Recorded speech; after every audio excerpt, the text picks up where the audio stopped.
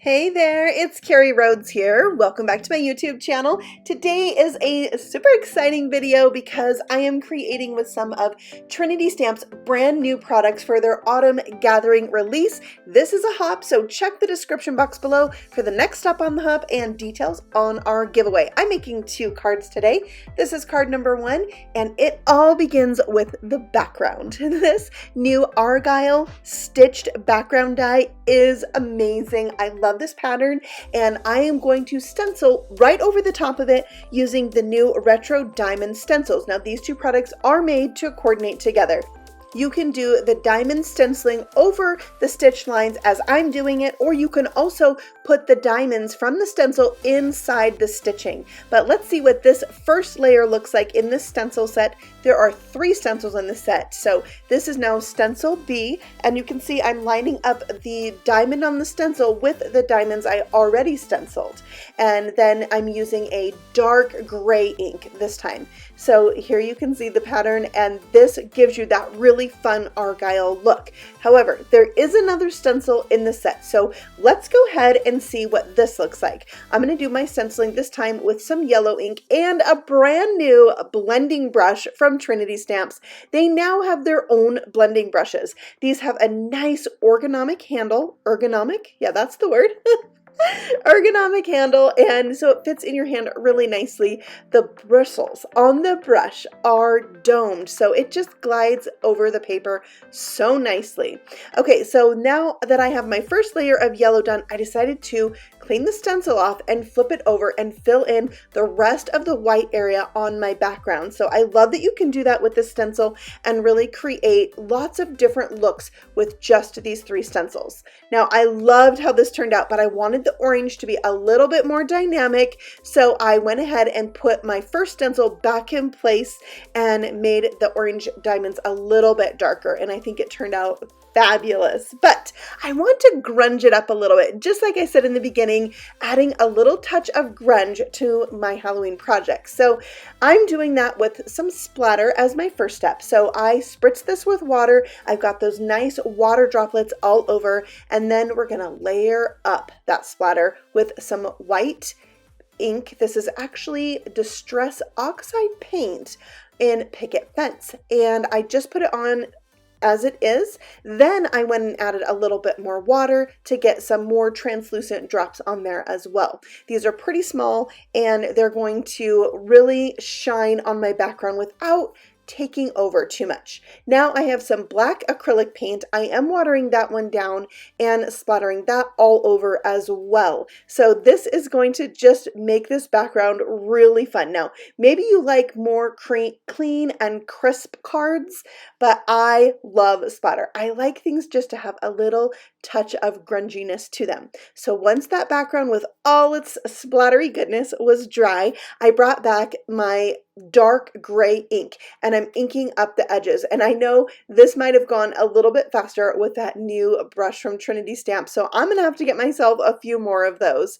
But I love the gray edge. It really draws your eye into the center.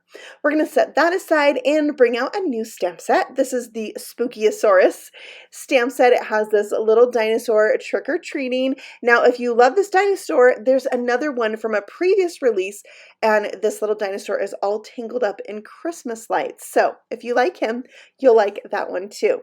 All right, so now it's time to do a little bit more stamping because I already have my Misty out. So I decided to go ahead and do my sentiments. Now the sentiments in this set are what makes it for me because it's so cute. It says trick rar treat, and I think that's so fun. So I'm going to stamp this with clear pigment ink, sprinkle on some white embossing powder, and then heat this up with my heat tool to melt that powder and have a nice embossed sentiment. And I think the black on white is perfect anytime, but especially for Halloween.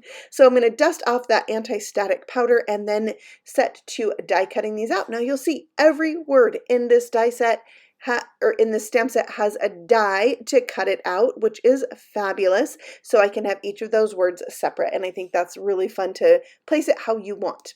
Next, it's time to Copic color our little dinosaur. So I'm going to use some orange markers. I have YR18 as my darkest, filling in the shadows there, and then I'm going to blend that out with my mid-tone marker, which I chose YR09, and you can see I'm just making that orange area a little bit bigger, spreading it out as I go. And then it's time for my lightest color, which is YR16, and I'll just go over this and work on that blend, kind of softening that harsh line of the darkest areas with this marker and filling in the rest. I will color his hair and his belly, his scales, his tail, his toes with some tonal gray markers, but when it came time to do that coloring, well, I forgot to push the record button, but you'll see what it looks like. It's very easy. It's a small image, but right here I'm adding little dots of E07 for just a little bit of like texture. Here's where I thought I had pushed record, and I didn't push record. I actually pushed record when I thought I was turning the camera off. All right, so here is the coloring of the pumpkin. Since I decided to do my dinosaur orange, I thought let's do a colored pumpkin, and so this bright purple was a fun choice for him. There he is, all colored up. He just needs a few highlights with the white gel pen, which I love doing. I love the little dots and dashes on there. I just feel like it really brings it to life, adds that little like shine, and it's good. Do you guys do that? Do you do white highlights on your stamped images? I most of the time do it. I love it. Okay, I am bringing in a brand new foil and cut set from Trinity. This moon, it has two circles that you can use to cut out your foiled face, one that's really close to the size of the face and one a little bit bigger. Of course, one could be a layer, you know, it could be for making a shaker, lots of different options. I'm going to foil my little moon face with some black foil on colored cardstock, this bright yellow. So I put the foil pretty side up and the plate face down. I put that whole thing face down onto my preheated Glimmer hot foil system. I press the timer and put my cover plates on. When the timer goes off, about a minute later, I remove the entire dock from my platform and run it through my die machine. Now, I ran it back towards me because I had some stuff on the other side of my die machine that was not allowing me to run it all the way through, and I think it was a little bit too much. So when I remove the foil, you'll see why it was too much.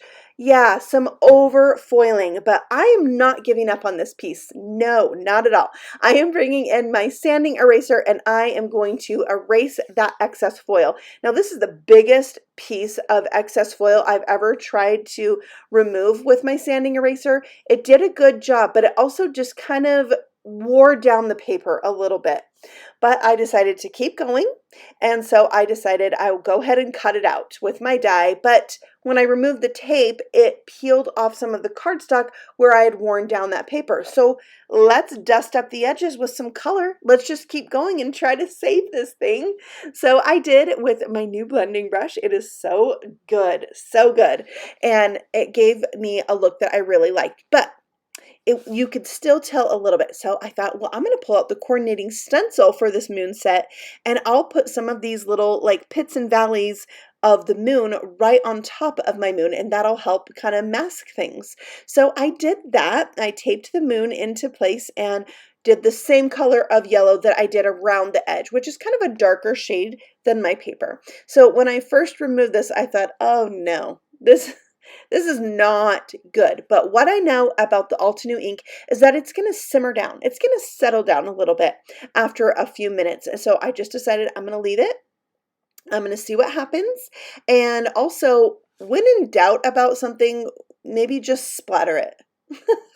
So I brought back that picket fence paint, and I'm using that to splatter on the moon. Now my paintbrush was a tiny bit wet, so these droplets are a little bit translucent, and actually it ended up being perfect. I think if you didn't know about the kind of faux pas of this moon, you would never be able to tell. So I die cut an extra circle and an extra dinosaur to create shadows from some light gray cardstock and pop them up onto my card. Then it was time to add the sentiment. Everything is getting a foam square because I love dimension on my cards. So then I added this panel to my square card base, which is actually 5 1/4 by 10 1/2, scored at 5 1/4 because my card front panel was 5 by 5, but I wanted a black border all the way around. So I just made the card base a tiny bit bigger. Might require a custom envelope, but you know, I could find some really cute Halloween paper to do that, right? Now I'm adding some brand new embellishments from the shop. I love that this set has little ghosts, little bats, little confetti, and I will link this with all the other new things for you in the description box below so you can check out these cute little clay bits. Which, by the way, did you see the new glue I used? Yeah, we'll talk about that more on card number 2. So another new stencil set I want to show you is the color swatching stencil set.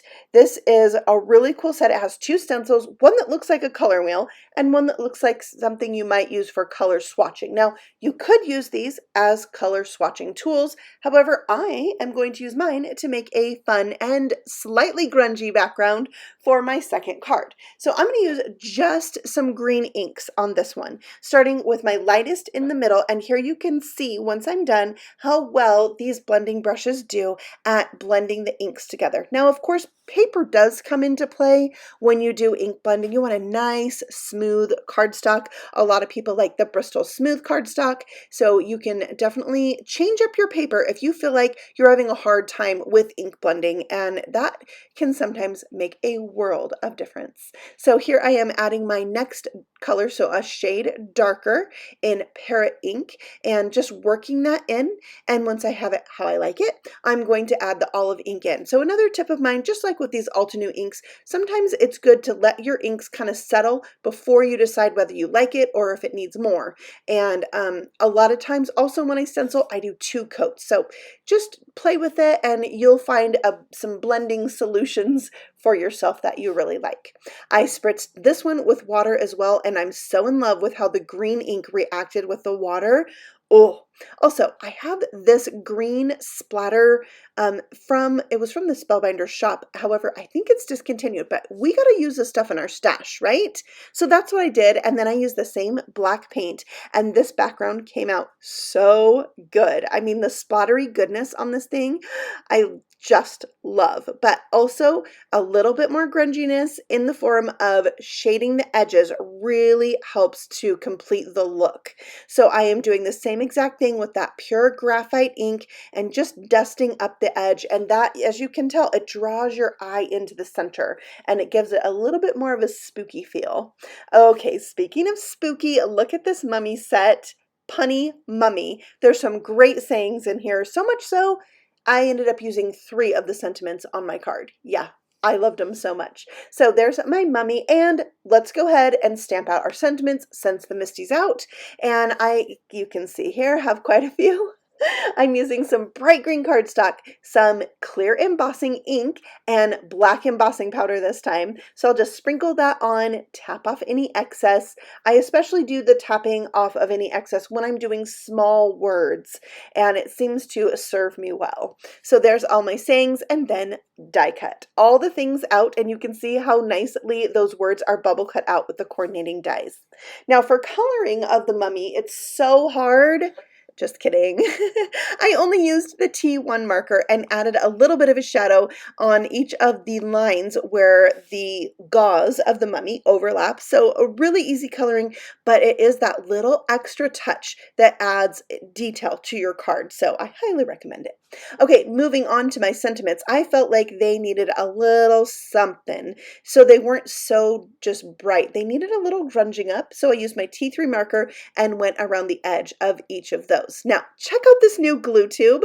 Trinity Stamps just released their very own glue. It is non-toxic, it goes on white, dries clear, and it allows you to glue all different kinds of things besides paper, like embellishments and felt. And the tip I'm loving It's a 1-ounce tube, which is a really good size.